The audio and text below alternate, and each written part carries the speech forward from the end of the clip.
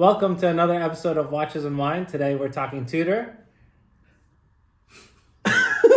Sorry. I didn't know I was going to speak. Okay. Welcome to another episode of Watches and Wine. Today we're talking Tudor. And rosé from Saint-Tropez. Okay.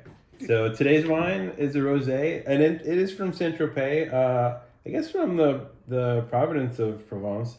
It's a 2021 rosé. This bottle I got for around $18, and I guess the market value is around 22. Okay. But it was highly rated, and let's try it. Let's try it. Let's see how it tastes.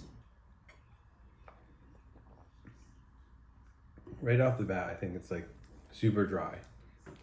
It's dry, but it doesn't bite you. It's got like a smoothness to it. It doesn't have the edge that you get with some really dry rosés. Yeah.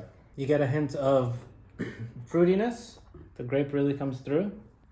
What else do you got? I get tannins, which is weird because like normally you don't think of like whites or rosés like tannin, but it dries out your mouth and like the sides of your cheeks. So yeah, but I like it. It's very approachable, considering it's 95 degrees here on the East Coast. I think it's a good selection for today.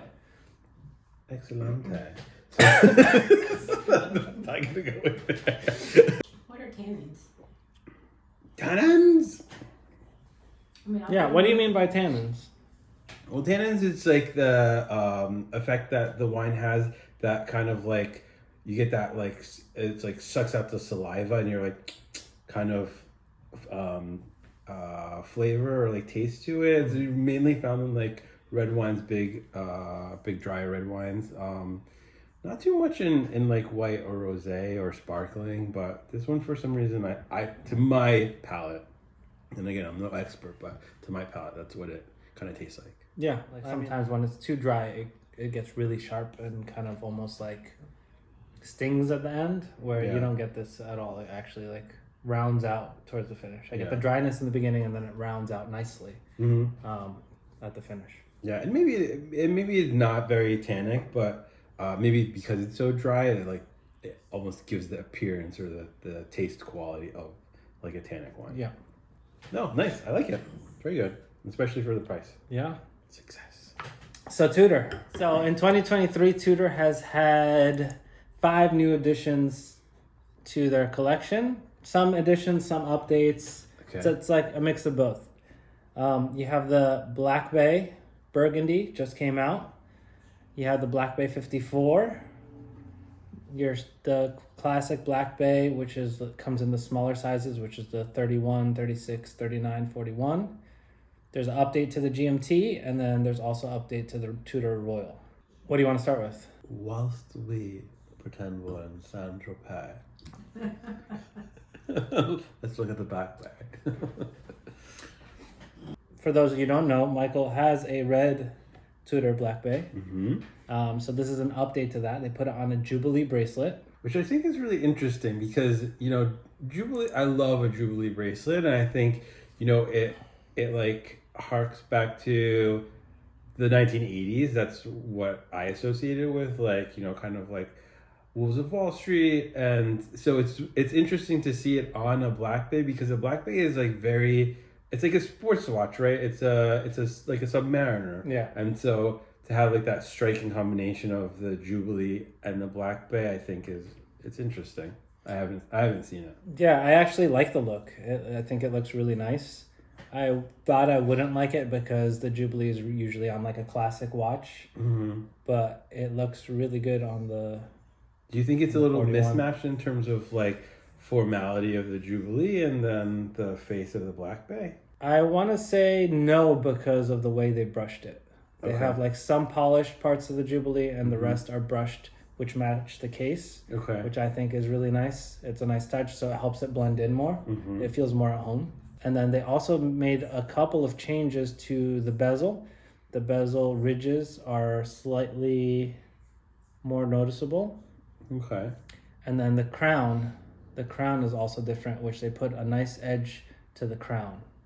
And I like the clasp, the closure of the clasp. They actually have the Tudor symbol, the shield, instead of it saying just Tudor on it. I like that. And the new clasps on all these watches, I believe it's on all these watches, is called the T-Fit, which has micro adjustments within the clasp. So if you're a person that has wrist that swells or kind of goes in between sizes regularly, it's like perfect because it's kind of on the go adjustment. Okay, interesting.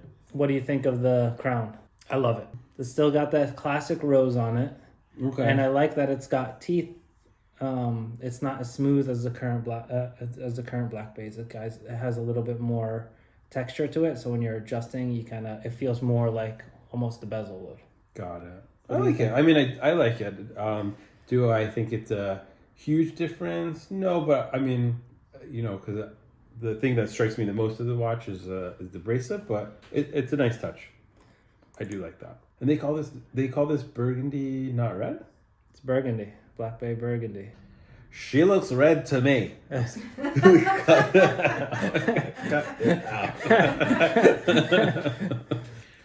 one update that you probably didn't notice from your watch to this new watch, and it is the seconds hand. They turned it from the snowflake to a lollipop. So it's got like a little circle button, which kind of goes with the rest of the... So it's more Rolex-esque? Yes. Which it feels like they brought a lot more Rolex into these updates than they had in the past, which I like. And this is actually almost a millimeter thinner than your watch. Okay, that's nice. Yeah, because my watch, I love it, but it's on the thicker side for sure. Any difference in the wine since it's opened up? I actually find that it's not as dry now. Some of the dry, it's still dry, but it's not as tanniny. Yeah, I honestly think maybe for like white's tannin is the wrong word, but or like rosé, but it's like as it opened up, it's now smoother. Yes.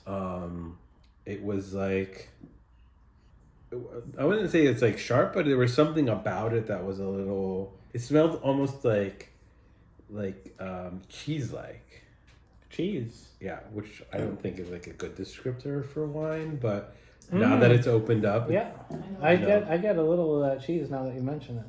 Which is like, I don't think this wine is like corked at all, or like a bit like a no, it's definitely not corked. No, but it just had like a really interesting like kind of note to it, almost like a blue cheese or a Parmesan, like a aged Parmesan like or something. Something savory. Yeah, but you don't get that on the palate at all. No, I think it might come through as the dryness. Yeah, but now that it's opened up too, like. It's much less apparent. 100%. And then let's go back to the Tudor. Given the updates, would you consider replacing yours? No, No, I wouldn't. Okay. I wouldn't get another. I wouldn't get another Submariner. So I just moved to like a new style. Yeah, I agree. I really like their style changes and their style choices. I actually really like the small change of changing the snowflake second hand to a lollipop, which I think is like. It's nice. It kind of breaks up the sharpness of the hour and the minute hand. I like that a lot. Yeah, nice. Very nice. And I do, now that I look at the bezel more and more, I do like it. Yeah. It's sharp. I like it a lot. And next time, maybe we go completely opposite in the Tudor section and talk about the Tudor Royal. So make sure to stick around, like, comment, and subscribe. We'll see you on the next one. Bye, guys. Yay! Cheers! That was fun. Yeah, it was good.